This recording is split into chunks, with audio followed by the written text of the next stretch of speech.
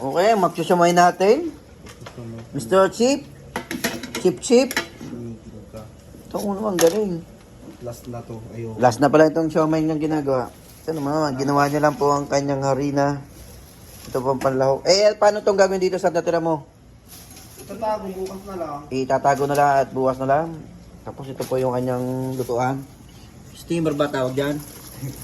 Napakalupit na yung steamer. Provided lang po ang ginawa ni Manong.